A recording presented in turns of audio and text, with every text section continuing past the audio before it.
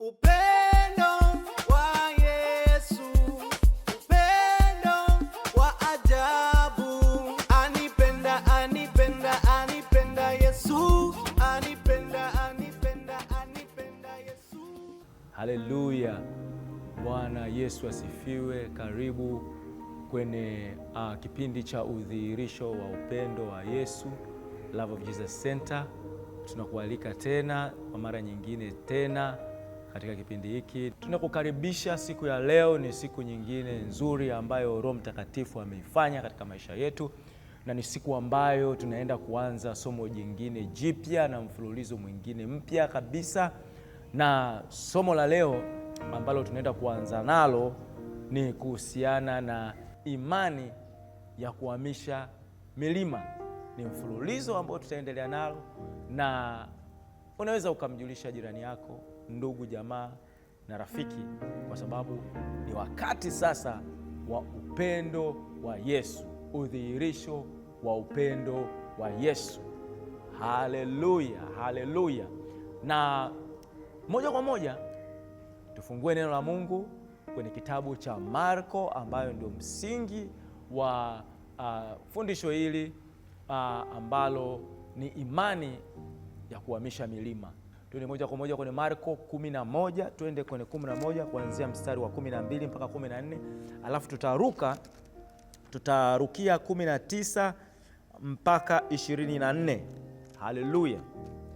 Basi ninasoma Marko 11:12. Hata asubuhi yake walipotoka Bethania, aliona njaa, akaona kwa mbali mtini wenye majani, akaenda ili labda aone kitu juu yake. Alipoufikia hakuona kitu ila majani, maana si wakati wa tini. Mstari wa 14, akajibu akauambia, anauambia mtini, Bwana Yesu, tangu leo hata milele mtu asile matunda kwako. Wanafunzi wake wakasikia. Mstari wa 19, na kulipokuwa jioni alitoka mjini, na asubuhi walipokuwa wakipita waliuona ule mtini. Hii ni kesho yake. Sasa wanaenda kesho yake, wanapita, waliuona ule mtini umenyauka toka shinani. Mtini umenyauka. Petro akakumbuka habari yake, akamwambia, Rabi, tazama mtini ulioulani umenyauka. Haleluya, mtini ulioulani umenyauka. Anaendelea mbele zaidi. Yesu akamwambia, mwaminini Mungu. Anasema mwaminini Mungu, anawaambia wanafunzi. Petro anakumbuka kile ambacho kilifanyika jana yake, na ukisoma Biblia unaona kabisa kwamba wanaondoka, wanaenda Bethania, kutoka Yerusalemu wanaenda Bethania. Kwa mbali Yesu anaangalia, anauona mtini, na Yesu alikuwa na njaa. Anafika pale, anakuta mtini hauna kitu, hauna matunda, na kwa sababu ulikuwa sio msimu wake, Yesu anaulaani ule mtini kwamba pasitoke matunda. Sasa siku inayofuata wanarudi, wanakuta ule mtini umenyauka tokea shinani, yaani sio tu kwenye matawi, umenyauka tokea kwenye shina. Haleluya. Yesu akajibu akamwambia, mwaminini Mungu. Mstari wa 23, amini nawaambia, yoyote atakayeuambia mlima huu ng'oka ukatupwe baharini, wala asione shaka moyoni mwake, ila aamini kwamba hayo asemayo yametukia na yatakuwa ya kwake. Sura 24, kwa sababu hiyo nawaambia, yoyote myaombayo mkisali, aminini ya kwamba mnayapokea, nayo yatakuwa yenu. Haleluya. Sasa siku ya leo tunataka kuangalia imani yenye kuhamisha milima.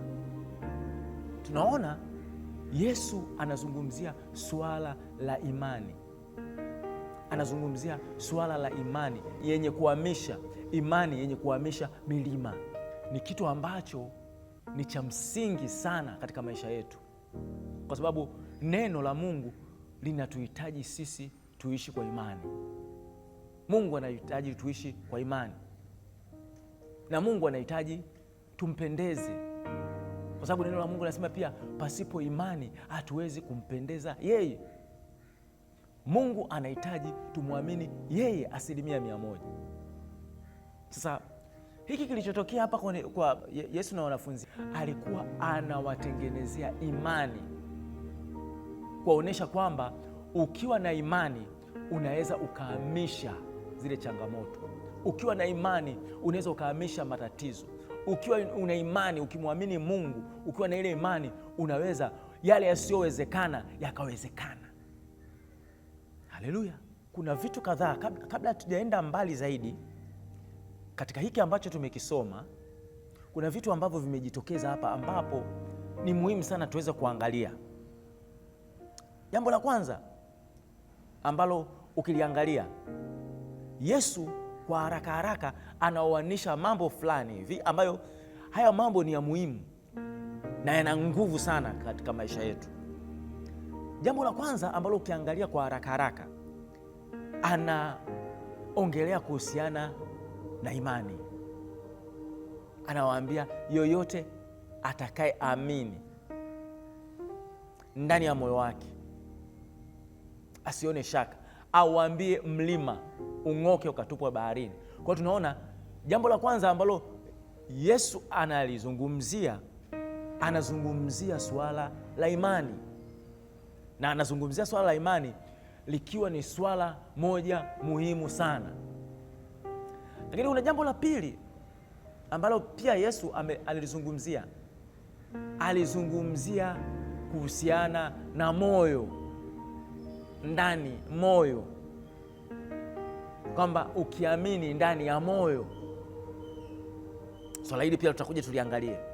Lakini jambo la tatu ambalo pia amelizungumzia kuhusiana na mlima, na ndio maana kichwa cha somo tunaoanisha imani na milima, na hapo mbeleni tutaenda kujifunza milima tutajua ni nini, tukioanisha milima na nafasi yetu katika kutamka, kusema, kuiambia milima ing'oke. Haleluya! Lakini jambo la 4 ambalo linajitokeza hapa, anazungumzia hii milima inahamishwa wapi? Baharini. Kuna swala la bahari.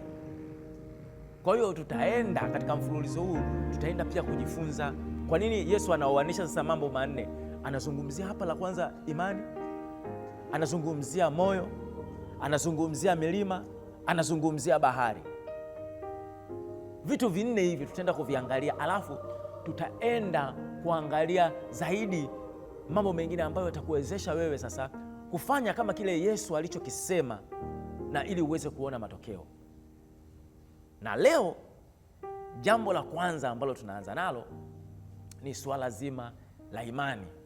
Turudi kwenye Marko 11:23, anasema amini nawaambia, yoyote atakayewaambia mlima huu ng'oka utupe baharini, wala asione shaka moyoni mwake, ila aamini kwamba hayo asemayo yametukia na yatakuwa kwako. Kwa hiyo anazungumzia imani. Yoyote atakayewaambia mlima huu aamini. Haleluya! Sasa kwa sababu tunazungumzia somo letu, tunazungumzia imani ya kuhamisha milima, lazima tujifunze imani ni nini, na ndio jambo la kwanza, imani ni nini? Ukisoma kitabu cha Waebrania 11:1 inasema imani ni kuwa na uhakika ya mambo yatarajiwayo, bayana ya mambo yasiyoonekana. Biblia ya Kiingereza ukisoma New King James Version inasema faith is the substance of things hoped for, the evidence of things not seen. Sasa kwa tafsiri ya haraka, tafsiri nzuri, tafsiri rahisi kwa yeye ambayo unafuatilia, kwa sababu Yesu anazungumzia imani, tafsiri rahisi ni kwamba ukiangalia tafsiri ya New King James Version inasema faith is the substance of things hoped for. Ina maana sehemu ya kwanza, imani ina mambo mawili. Imani ni taraji, ni lile hope. Mwanafunzi mzuri anaweza kauliza taraji, akimaanisha taraji anamaanisha nini? ukizungumzia taraji unazungumzia suala la neno, kwa sababu matarajio yetu sisi, taraji letu, wewe ambaye umeokoka, wewe ambaye unaye Kristo, unakaa katika taraji, katika tumaini ambalo ni neno la Mungu. Kwa hiyo sehemu ya kwanza, taraji ambalo ni neno. Sasa unaweza ukasema taraji kivipi? Wapi imeandikwa taraji? Taraji ni neno. Warumi 10:17 inasema imani chanzo chake ni kusikia, na kusikia huja kwa neno la Kristo. Kwa hiyo ina maana kumbe chanzo cha imani ni neno, ni kusikia neno. Kwa hiyo taraji, kwa maana nyingine, taraji lipo kwenye neno. Haleluya! Tusome kitabu cha Warumi 10:17. Neno linasema hivi: basi imani chanzo chake ni kusikia, na kusikia huja kwa neno la Kristo. Sasa kwa hiyo jibu linakuja kwamba kama ile hope, Biblia inazungumzia pati ya kwanza kwamba kwa tafsiri rahisi kwamba imani ni ile hope, ni ile taraji. Kwa ni taraji la neno la Mungu, kwa sababu hiyo imani inakuja kwa kusikia, na kwa kusikia neno la Mungu. Sasa jambo la pili la imani, kwa hiyo imani ni kulisikia neno la Mungu, ni kuwa na tarajio na tumaini kwenye neno la Mungu 100%, kwa sababu chanzo chake ni neno la Mungu na kuisikia neno la Mungu. Kwa hiyo imani, pati ya kwanza, imani ni ile hope, ni ile taraji kwenye neno la Mungu. Lakini pati ya pili kwamba imani, the evidence of things not seen, ina maana imani ni kuwa na ushahidi wa mambo, ni bayana, ushahidi wa mambo yasiyoonekana. Haleluya! Ushahidi wa mambo yasiyoonekana. Sasa kwa tafsiri rahisi, ukisema mimi nina imani, yani kwa tafsiri rahisi ukasema hivi, imani maana yake nini? Imani maana yake ni kulichukua neno la Mungu ambalo ni taraji 100% kuliamini, lakini uwe na ushahidi. Yani sio kukuamini kwa maneno, sio kwa jambo la pili ni kuwa na ushahidi, na uwe na ushahidi wa kile unachokiamini. Nitakupa mifano michache. Unachosema mimi nina imani katika eneo fulani, kwa tafsiri ya neno la Mungu, kwa tafsiri ya Waebrania 11:1 kwamba imani ni kuwa na ile taraji la neno la Mungu, lakini kuwa na ushahidi, the evidence of things not seen, ushahidi wa yale mambo yasiyoonekana. Kwa hiyo inatakiwa uwe na ushahidi, kile kitu ambacho hakipo uwe na ushahidi nacho kipo. Na ndio maana Yakobo 2:17-19, baada ya kitabu cha Waebrania kudefine kuhusiana na imani, sasa kwenye ushahidi, kitabu kinachofuata Yakobo anazungumzia, anasema vivyo hivyo na imani isipokuwa na matendo imekufa nafsini mwake. Lakini mtu atasema, wewe unayo imani nami ninayo matendo, nionyeshe imani yako pasipo matendo, nami nikuonyeshe imani yangu kwa njia ya matendo. Nionyeshe imani yako pasipo na matendo, nami nikuonyeshe imani yangu yenye matendo. Sasa kwa tafsiri ya imani ni kwamba wewe ambao unasema unayo imani katika eneo fulani. Sasa nitoe mfano, unasema mimi ninamwamini Mungu kwa habari ya kazi, nimemaliza chuo sasa hivi, ninamwamini Mungu kwa habari ya kazi. Sasa tuje kwenye tafsiri ya imani. Kwa hiyo kama ninamwamini Mungu kwa habari ya kazi, tafsiri ya neno ya imani, cha kwanza natakiwa nijue neno la Mungu katika eneo la kazi. Neno la Mungu linasemaje? Neno la Mungu linasema asiyefanya kazi asile. Kwa hiyo tumaini langu ninasema kwamba asiyefanya kazi asile, kwa maana la kwamba Mungu tayari ameshaweka kazi yangu. Andiko lingine, kwa sababu tumaini letu lipo kwenye neno, imani unatakiwa ulichukue neno uliamini 100%. Kwa hiyo jambo la pili, kwa namwamini Mungu kwa habari ya kazi. Kwa hiyo jambo la pili, andiko la pili linasema hivi, Zaburi ya 90:17 kwamba Mungu uzuri wake uko juu yetu, naye anathibitisha kazi za mikono yetu. Kwa hiyo ninalo andiko la pili. Kwa tumaini langu la pili lipo kwamba Mungu amethibitisha kazi za mikono yangu. Swala la pili, kwa sababu imani ni ushahidi. Kwa hiyo jambo la kwanza ni neno la Mungu. Nina neno la Mungu tayari, nimeshamwamini Mungu tayari, ninalo neno la Mungu tayari. Kwa hiyo upande wa pili inahitajika ushahidi. Sasa watu wengi wanasema wana imani, wanaishia pati ya kwanza. Pati ya pili inasema faith is the substance of things hoped for, the evidence of things. Hii pati ya evidence of things not seen. Kwa hiyo natakiwa niwe na ushahidi wa kitu kisichoonekana.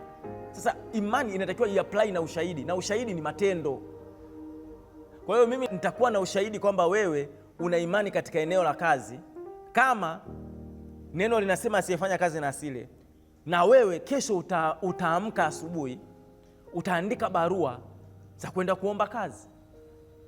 Wewe kesho asubuhi utakuja na proposal ya mradi fulani ambao tayari ndani yako unaamini ndani yako. Kwa ni lazima uwepo na ushahidi. Haleluya. Lakini jambo la pili, nataka nikupe mfano wa pili wa imani. Unasema mimi ninayo imani, kwa sababu tumesema mambo ya imani ni mambo mawili, na hii inakupa ni tafsiri ya imani. Imani ni nini?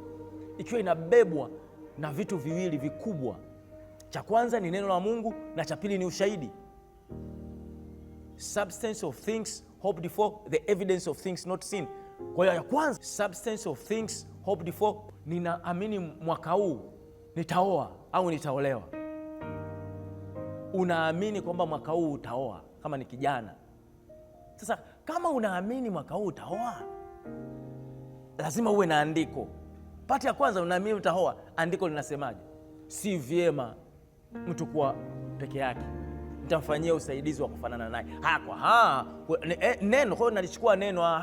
Neno linasema sio vyema mimi kuwa peke yangu. Mungu amesema atanifanyia msaidizi wa kufanana naye. Kwa hiyo ni pati ya kwanza. Pati ya pili ni ushahidi. Uwe na ushahidi, yani kama vile mtu anavyoitwa mahakamani akaambiwa tuletee ushahidi. Unajua mtu akienda mahakamani wanatoa ushahidi, na Biblia inasema hivi, faith is the evidence. Uwe na evidence of things not seen. Ina maana uwe na ushahidi. Sasa kuna ushahidi gani kwamba wewe mwaka huu utaoa? Kwa sababu imani umeshasema mwaka huu mimi nitaoa, na neno la Mungu linasema Mungu atanifanyia msaidizi wa kufanana naye. Unahitajika ushahidi. Yaani unatakiwa ushahidi kwamba evidence ya wewe mwaka huu utaoa. Ushahidi ni vipi? Mtu anaweza kaenda Kariakoo, kijana anaenda kununua viatu vya harusi. Harusi haipo, lakini ana ushahidi. Amenunua viatu vyake na viweka pale ndani. Akiamka asubuhi anasema haleluya, kwa sababu mwaka huu ipo harusi, ipo ndoa. Na huu ndio ushahidi. Haleluya. Upo ushahidi. Ushahidi ni kwanza kuandaa hata bajeti. Ushahidi ni kwanza kuliona lile tukio. Umeliandaa kwamba ile tukio litakuwa hapo, halipo, lakini lazima uwe na ushahidi. Ushahidi ni kwanza kutengeneza kamati. Kamati haipo, lakini unasema kamati yangu itakuwa hivi, msimamizi nini. Una ushahidi. Maana ya kwamba umeenda kwenye matendo. Yakobo anasema nioneshe imani yako pasipo matendo, na mimi nikuonyeshe imani yenye matendo. Kwa hiyo imani inatakiwa iendane na matendo. Mfano mwingine, nikupe mfano wa tatu. Imani, kwa sababu tunazungumzia imani ya kuhamisha milima. Unaweza ukawa unasema mwaka huu nina imani ya kujenga. Unaweza kuwa huna kiwanja, una imani utajenga. Labda nitajenga sehemu, nitajenga frame ya biashara. Imani. Sasa unarudi neno la Mungu, ile hope yako, kwa sababu chanzo chake ni kusikia. Kwa hiyo msingi wako unatakiwa uwe neno. Kwa hiyo ina maana unatakiwa uwe na neno ambalo litakujenga wewe, litakuwa katika huo msingi wa kile unachokiamini. Kabla ya kwenda kwenye matendo, inatakiwa uwepo msingi wa neno. Neno linasemaje kwa habari ya ujenzi? Haleluya. Unataka kujenga frame, neno linasemaje? Mungu anasema atabariki kazi za mikono yako. Kwa hiyo kuwa na frame ni sehemu ambayo wewe baraka zako zitapita pale. Kwa hiyo umechukua neno. Kwa hiyo Mungu anataka kuzibariki kazi za mikono yangu. Kwa hiyo ili kazi za mikono yangu zibarikiwe, ni lazima niwe na sehemu ambayo mtafanya ili hizi kazi zibarikiwe na ninachokigusa kiweze kubarikiwa. Aha, unakuja ushahidi. Ushahidi sasa hutakaa, utaanza kuondoka. Asubuhi umeondoka, unaenda sehemu, jamani, wapi nitapata kiwanja, wapi nitapata sehemu ya kuweza kuanzisha hiki kitu ambacho nataka. Hiyo sehemu unatafuta, wapi naweza nikapata nafasi sehemu, wapi? Unaanza kwenda kuchukua hatua ya matendo. Ndio hapo inakuja tafsiri kwamba imani ni kuwa na uhakika ya mambo yatarajiwayo. Ni kuwa na taraji, ni kulitarajia neno, ni kulitegemea neno 100%. Lakini anasema ni bayana ya mambo yasiyoonekana, is the evidence of things not seen. Ina maana niwe na ushahidi kwa kitu kisichoonekana. Lazima uwe na ushahidi, kama vile mtu anavyoitwa mahakamani anaambiwa tuletee ushahidi. Na mtu mwenye imani inatakiwa uwepo ushahidi. Yaani kwa kile chochote unachokiamini kinatakiwa kiwe na ushahidi. Maana yake ni kwamba kiko kitu unachokiamini kinatakiwa kiende kwenye matendo, kinatakiwa kiwe na matendo, kwa sababu pasipo imani hauwezi ukampendeza Mungu. Pasipo imani hauwezi kumpendeza Mungu. Tufungue Waebrania 11:6 ile, anasema lakini pasipo imani haiwezekani kumpendeza, kwa maana mtu amwendeaye Mungu lazima aamini kwamba yeye yuko na kwamba huwapa thawabu wote wamfuatao. Ni lazima uamini. Haleluya! Kwa hiyo nataka nikutie moyo wewe ambaye sasa hivi unafuatilia, nikwambie hiyo changamoto unayopitia sasa hivi, hiyo hali unayoipitia sasa hizi inahitaji mambo mawili makubwa katika imani. Inatakiwa katika hilo swala ambalo unalo uwe na neno la Mungu. Jambo la kwanza, kama ni biashara, eneo lolote ambalo sasa hivi una changamoto, eneo lolote ambalo sasa hivi kwako ni mlima, sehemu ambayo unaona wewe ni mlima, sasa hivi kuna mlima. Yesu aliwaambia wanafunzi wake kwamba yeyote atakaye uambia mlima huu ng'oka ukatupwe baharini, asione shaka bali aamini. Asione shaka moyoni mwake bali aamini. Ni mlima gani ambao unaupitia sasa hivi? Wewe ambaye sasa hivi unasikiliza, mlima upi ambao unaupitia? Huo mlima unaoupitia, Yesu anasema sasa ni wakati wa kuapply imani. Ni lazima katika huo mlima, kama mlima ni afya, tafuta neno linalohusu afya, alafu liambatane na ushahidi. Kama unataka kumwamini Mungu kwenye eneo la utoaji, usiishie maneno. Ni lazima uanze ulichukue neno kwamba Mungu atanijaza kila ninachohitaji kwa kadri ya utajiri wake katika Kristo Yesu. Atanijaza niendane na utoa ushahidi wa kwamba Mungu atanijaza, kwa sababu neno la Wafilipi 4:10 nasema Mungu wangu atawajaza kila mnachohitaji kwa kadri ya utajiri wake katika Kristo Yesu.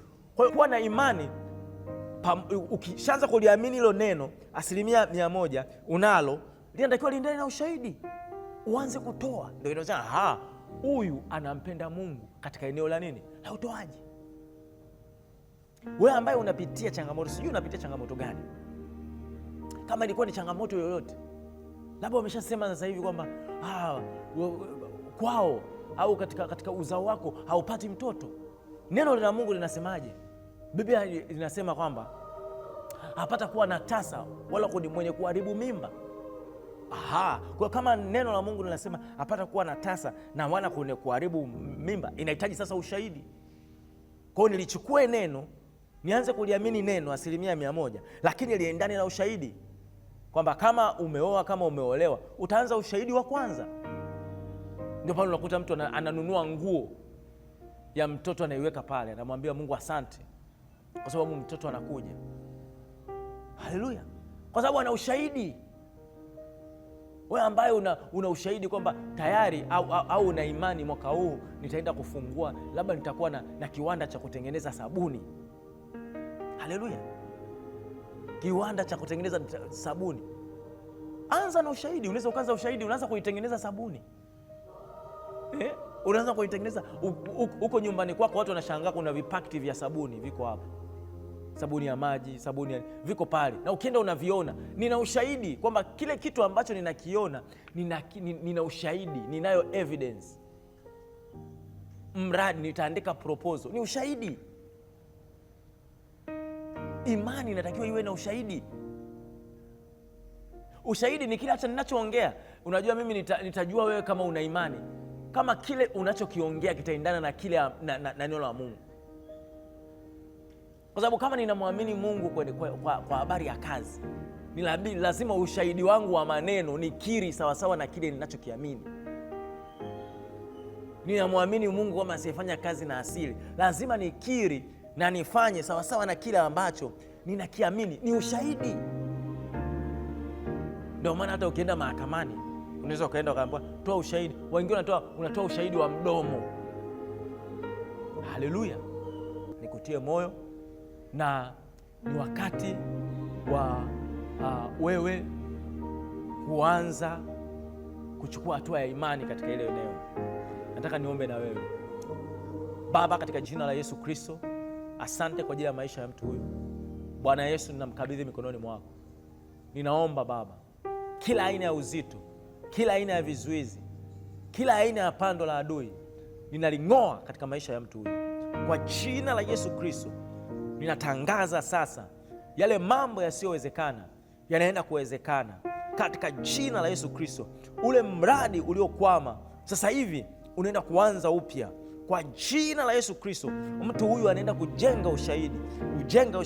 Kama ni kwenye ndoa, kunaenda kuwa na ushahidi. Kama ni kwenye malezi, kunaenda kuwa na ushahidi. Kama ni kwenye kazi, kunaenda kuwa na ushahidi. Kama ni kwenye masomo, kwa jina la Yesu Kristo kunaenda kuwa na ushahidi.